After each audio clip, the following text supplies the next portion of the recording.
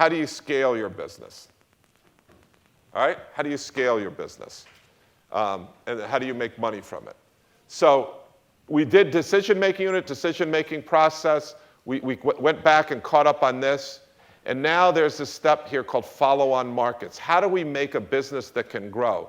You're going to focus. Why is this step 14 here? You're going to focus, total focus on your beachhead market for all this stuff, including your next 10 customers. That's not after you get out of your beachhead. That's in your beachhead.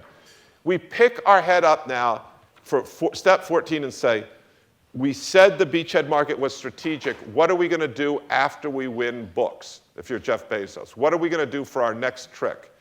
And so that's what step 14 is.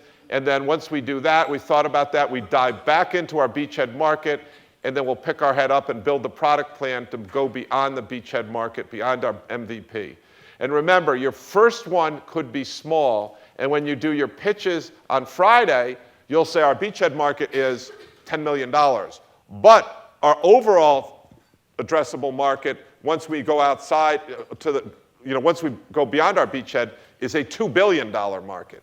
Now, you don't start with a $2 billion beachhead market. It's way, way too big for 3 people in Brisbane, right? That's like boiling the ocean. But your first one leads you into many other markets as well.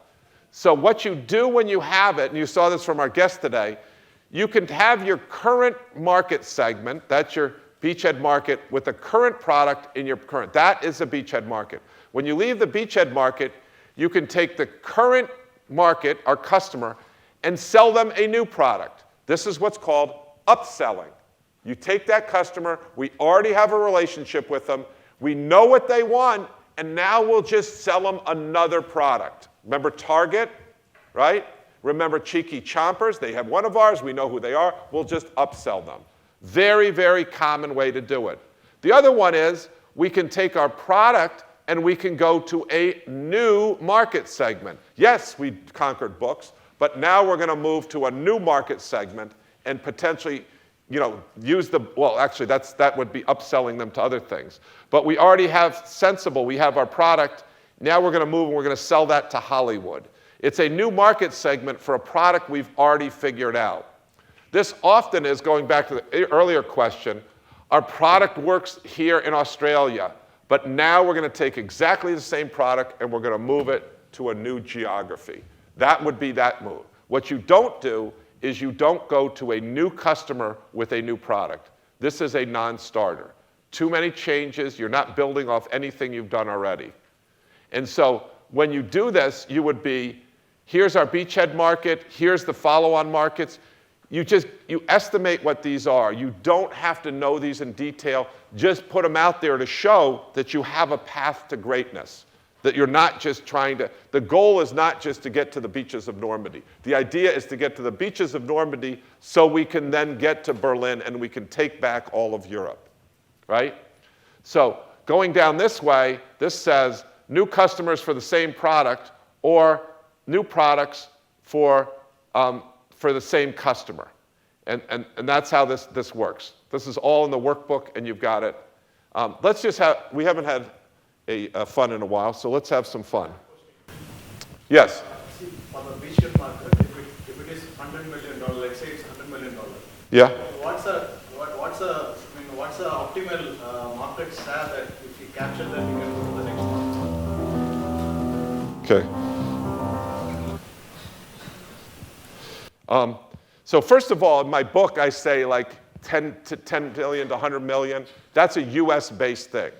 If you're in like the Highlands and Islands of Scotland, a $2 million total addressable market might be fine for you, and that's all you've got to get going. And you want to get your momentum in your home turf.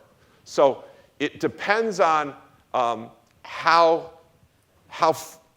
where you are in the world, how fast you can get that market done, how profitable that market is, and then if I get that market done and it's very profitable, can I then strategically move on to a new one? So all those things are kind of in this workbook. Do you know the workbook? It's a red book. Yeah. See, yeah. So I'm just purposefully asking because I'm following your book, which you signed and given to me in MIT when I was there. In where? I was in MIT Sloan, I doing an EPGM program. Oh, fantastic. Yeah, yeah. The book signed a few years before. Yeah.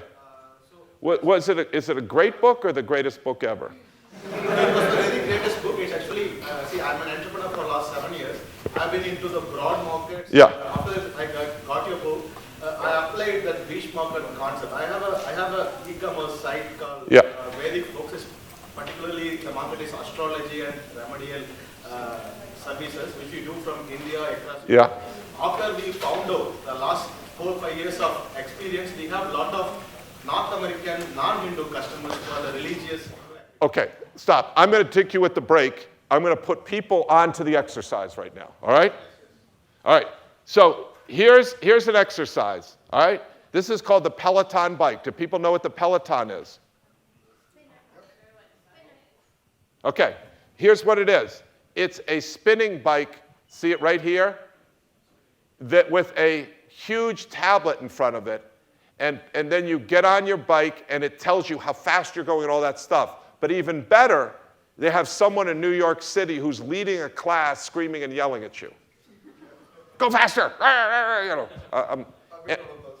you've been on one of these? It's beautiful, isn't it? And then you compete against your friends and other people you don't even know here, and then when you're done, you just get off and you're all smelly and sweating, and then you go take a shower and you feel great, all right? But that's the product. I want to show you the advertisement for it, and then you're going to analyze it.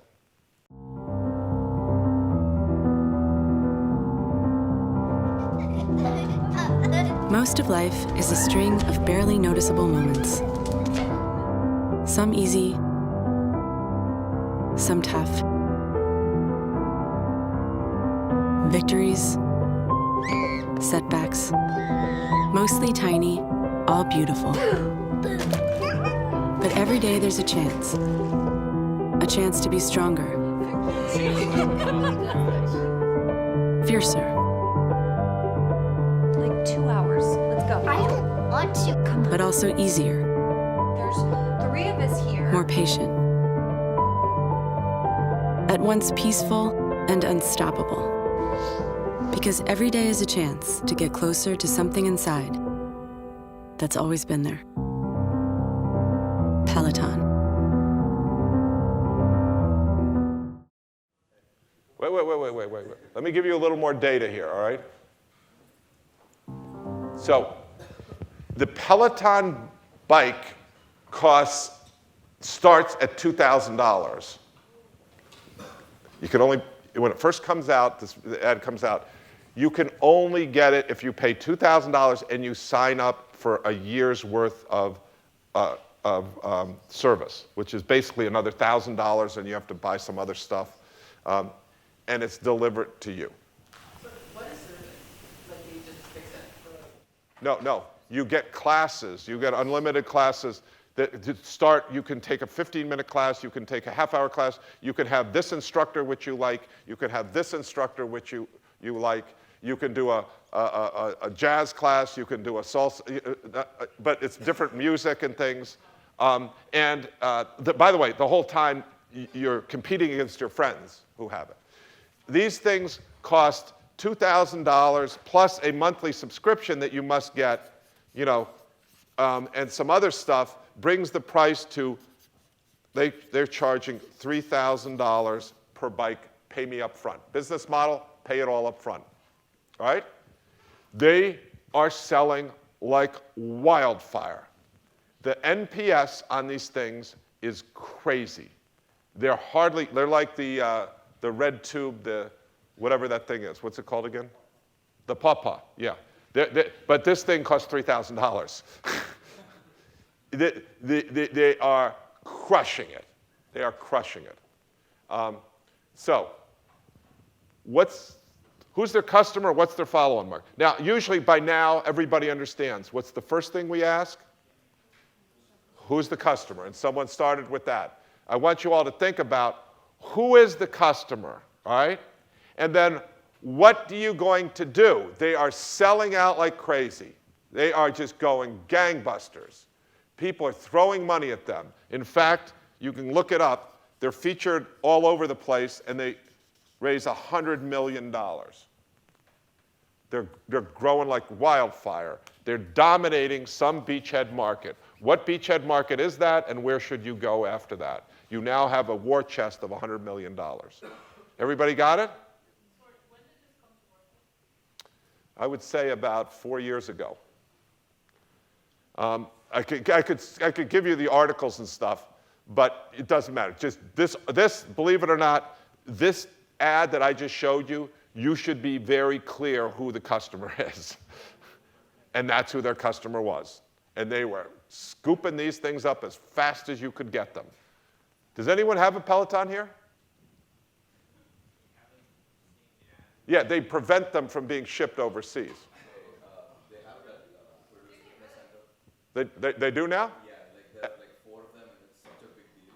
Yeah. It's like I don't get it actually because. You don't get it. No, people actually. Do you know why you don't get it? Boom! That's exactly right. There's a hint for you. People actually book it in advance. Like, Oh. Yeah. Like, Oh, you can't believe this. They're not. Do you know people have a Peloton? I do, and I've been saving for one for about 2 years. Yeah. So let me tell you, people were so obsessed with these things, they were packing them up and shipping them overseas, and Peloton was like not supporting that. They were like, you cannot do that. And I would go to dinner, and people would be talking about their PRs, their personal records on their Peloton, and they would, as soon as you said that, they were like, their whole part of the table was just gone, right? they actually have a thing called Fit at Purdue, like the program. Yeah. Where you post your scores on these bikes. Yeah.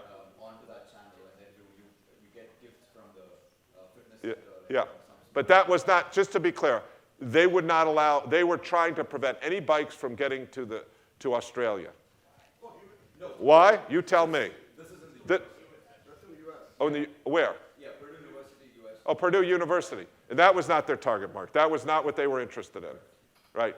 Where they dominated, there was one beachhead market that they absolutely freaking dominated. Think about it, what it is. It should be crystal clear to you after seeing that video. And then what are you going to do next, right? That was the first pin. What's the next pin you're going to do? Everybody got it? We'll give you like 3 or 4 minutes on this. Okay. All right, let's bring it in. Who is the customer? Let's go. Who is the customer? But we don't drive Range Rovers in the United States. What? It's actually not billionaires. Yes? Yes, suburban housewives. It's not just any millionaires, it's suburban housewives. Why? How do you know? Because they are focused on like their whole things, their frustrations have to do with home livers and managing their kids and fighting with their husband, and also because like Fighting with their husband.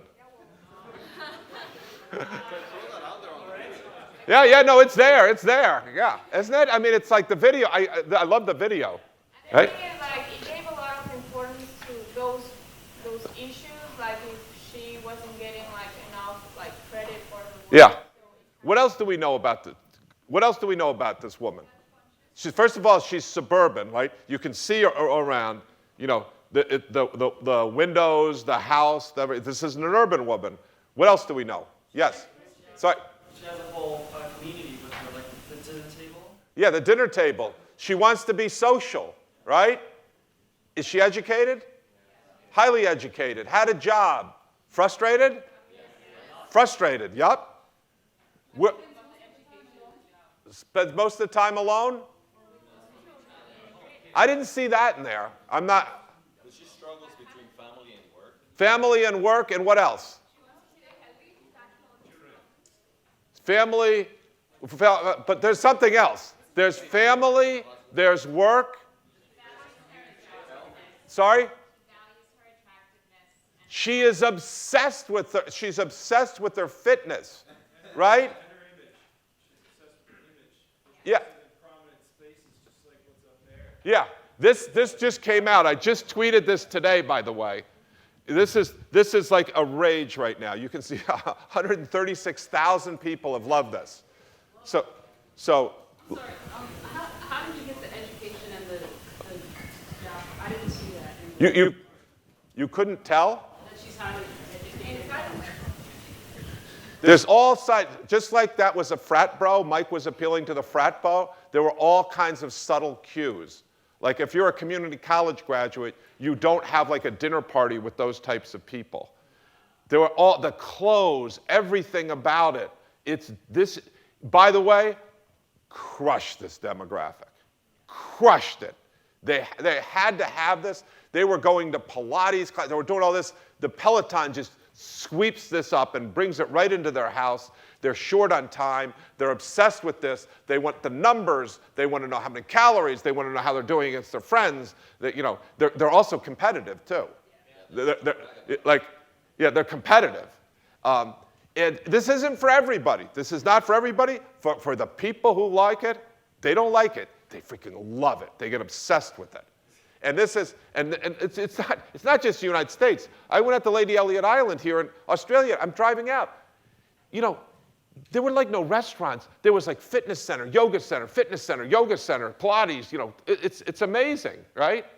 This is, as people make, $3,000 should indicate something to you, right? $3,000. What?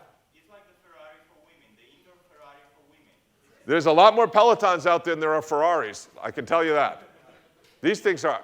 And so someone said, this is what I just tweeted out today about the Peloton. By the way, full disclosure, my wife must have a Peloton. So I have relatives who have Pelotons. They're like obsessed with these things. And the CMO of the company is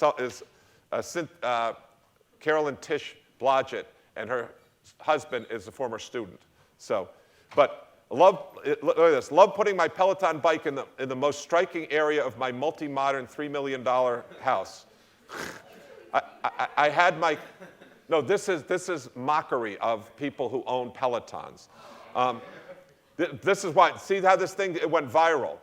It's 136,000. The Peloton has become so successful that it's just being mocked by everybody else who doesn't have one, right?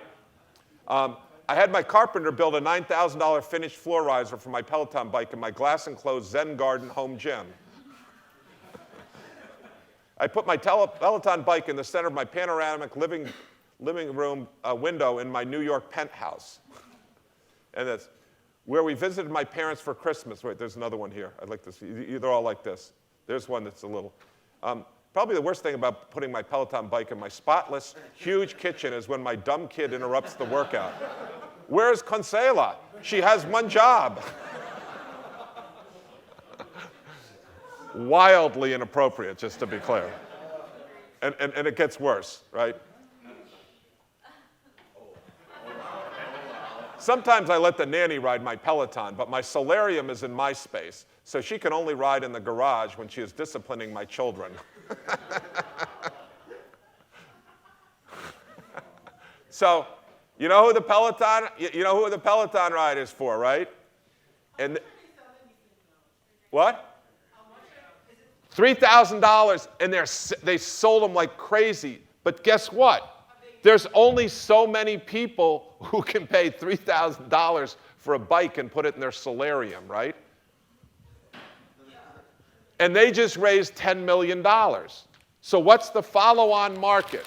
So what they're doing is they're going after the high end of the market here, right? This is called the tip of the spear strategy. This is what Patagonia does. This is what they went for the highest end of the market. They got the people who had the most money, and they get them first. You don't want to lose those people, right? You get those people, and now we're going to move. You can move down the triangle if you want. And if Michael Jordan gets them or you give them to him, all these other people will get it, right? So they go for the high end, but that's a limited market. And they've soaked this market, basically, right? Super high NPS, but there's a limit to that market. Where do you go next? What's your next trick? What's your follow-on? What follow-on market, follow-on product? What is it? You build a cheaper one for wants to have the most. Wait, let me go here. Treadmill and lights. Treadmill. Like that? Yeah. Why? No, that's not the right answer. It's the high-end product. It needs a ton of Treadmill. days. Is that what you would do? That's the next move you would do. That is not the next move you would do. There's a much, much easier move. Who hasn't spoken? Sir. Same product but different market? Yes. Because I actually have never seen the ad, but I heard Tim Ferriss talk about his Peloton. Yeah. So everyone hear what he said? Same product, different market. To bring out a new product is going to cost a lot of money, right? Not that we won't do that, but it's higher risk. Let's take the product that we already know is a killer and let's start bringing it to men or other people, and you start looking at this, right? Not everybody lives in suburbia with a multi-million-dollar house that needs this, right? Yes? When did they start offering 100% financing for this product? Oh, Charlie, you just ruined the story. Is it Charlie? Because that's where I saw them. Yeah. What's your name? Mark. I'll find you, Mark. Just screwed up the whole drama here. I mean, Jesus. So let me fast forward because we're going to run out of time here. What Peloton does is they've got extremely loyal. Other people, Tim Ferriss is starting to talk about it, but not everybody can pay $3,000 for it, right?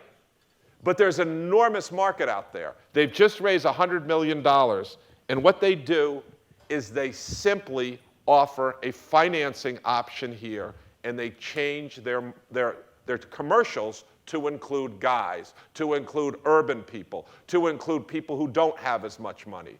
And so now you don't have to pay $3,000 up front for it. Now down here, we can finance it through Peloton, because now they have money, and now they finance it, and the market opens up again dramatically for them. They do later come out with a treadmill, which has not been, this was an absolute slam dunk. All they did was take this, they built up super high NPS, and they limited the scarcity of it so people couldn't get it. They raised a shitload of money. Now they can finance it because they don't have the cash requirements. If you don't have cash, you got to get all the cash you can as quickly as you can from your customers. But now I have $10 million, I can finance that. And now the market explodes. It's not they're giving them away. They still have a high price, but they have a 2-year financing or 1-year financing, and they spread it out, which makes the market much more. So it's not just you come up with a new product. You can have precisely the same product sometimes, but you just open up the financing for it, or you come out with a version where you take some of the bells and whistles off and you move down this pyramid. And this is what we did all the time at IBM. We'd come out with the high-end product and assert that our product was really great, it was the highest quality, and then they would take some features out and then move down here. This is what happens all the time. North Face fleece. I don't know if you remember North Face fleece. They went up to the Himalayas, they had a super high quality and became very well known, and then they started making a lower quality product, but then they started taking what they learned here, it wasn't the super duper product, but then they started moving it down here. And that is the, what is this, the next one? That's the Ask Us Anything? No, this is still the same lecture, I'm just resetting the time. Okay. So the next one's 90 minutes. Oh, yeah, okay. Yeah. So here's the point, is like when you're thinking about this, you want to be able to nail this market. The reason why this worked is they nailed this market. They showed that they could have cash flow positive here. They go out and raise money over here, and now they can open up the market for the next one. Got it? Yeah. Can it work the other way? Sometimes you can go bottoms up. Sometimes, this is what people do, like Intel, when they went after IBM, because IBM was mainframe, they got lots of volume down here, and then they tried to work their way up. The problem in that one is, it's very hard to go from high volume, low quality up to this. It takes a long time. This is easier to do this. This is easier to do this. Let me go 1, 2, 3, 4. Yes? Yeah, but they did so systematically. Right? They were very careful to keep their NPS super high and keep their, I hate to use the word brand, but their brand protected. Like, this is not what Cheeky Chompers did. Cheeky Chompers should have just stayed in the UK, built up a portfolio of stuff, and then gone over. But they're selling into China, and they're just known as the Neckerchu. And guess what? Everybody in China is doing that, and they have no control over the experience. So, but now they're methodically going out and allowing to expand, but it was very, very important for them that they control the experience. And I think that was a brilliant move, a brilliant move. Peloton is a cult, absolute cult. 50 million now, yeah. 550 million. Where was the second one? I said there were 4. Yes? The way I understood the story was that the original market liked being exclusive. What is the impact of expanding into a lower demographic? What did that do to their brand? What does it do to their brand? Well, they soaked this market. They can't go any higher. So they'll come out with new features for them and the like, but the real growth was down here. This was the bigger market opportunity. The TAM here might be, let's call it $500 million. The TAM down here is many billions. By the way, you know what the most interesting thing about Peloton is? It's not the bicycle.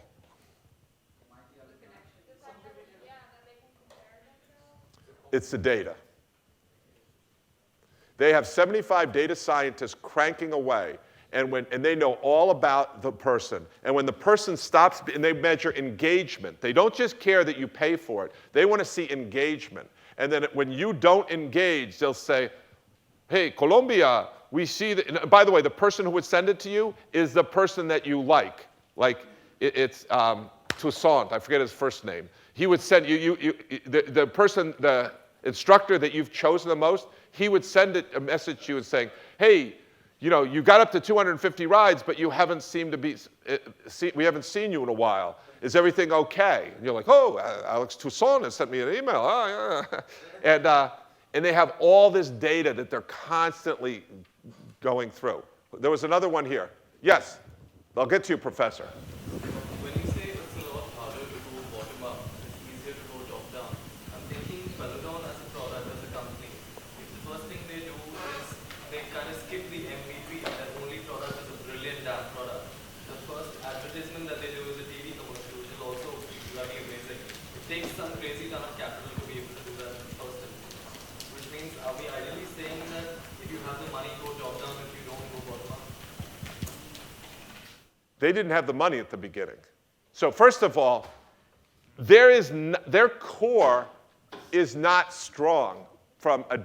Their core is like, you can take the bike and you can reverse engineer the bike. You can get a bunch of people, you can get tablets and you can put them on there. This is a race now to get market share. It's a race to get the data. And so what they have done is they have proven a concept before anybody else. And now they're racing to try to get market share, to get all this data, and before anybody else gets there. So they're reinforcing it. So they did not have a lot of money at first. So this market, they charge $3,000. And if you get $3,000 for one of these bikes, it's a good deal. But not everybody can pay $3,000, right? And so now they move down. From the commercials and from the way they portray the product, it doesn't look like they were in a hurry to get to the market. It looks like they had some time, they spent a lot of time on the product. They had a commercial before they even sold well, which means that you did have some money to put into I don't understand where you're getting this information. No, they actually, that commercial came out after they had sold a bunch of it and they started to catch fire. Yeah. And then they became this sensation, and they are absolutely obsessed with growing. That's why they've raised 550, because there is nothing that they have that SoulCycle and a lot of other people couldn't replicate and make the bike cheaper than them, because they're not the cheapest. They're not great at making bicycles. They're great at kind of coming up with the original concept. So they got to go big or they're going to go home. So they're going big. There's a sense of urgency that's extreme at this place. You don't raise $550 million because you think you're comfortable. And they are racing. 75 data, you know how hard it is to get 75 data scientists? It's hard. And it goes back to you see the same themes coming up over and over again now? Okay, Professor. Yes, the interesting question I have is, where is the line that you cannot interpret their move as Erdin's dealership financing Ferraris to Volvo? Yeah. And the answer is, this is adjacent. In the case of Volvo and Lamborghini, they were literally orthogonal. It was negative word of mouth. If a soccer mom came in, that was the last thing that Giovanni wanted to see because it reminds him of his ex-wife, right? So you literally have negative word of mouth. This is an adjacent market.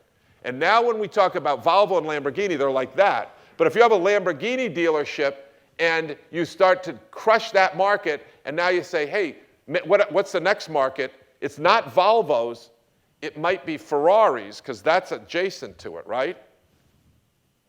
Professor, we on the same page? Good.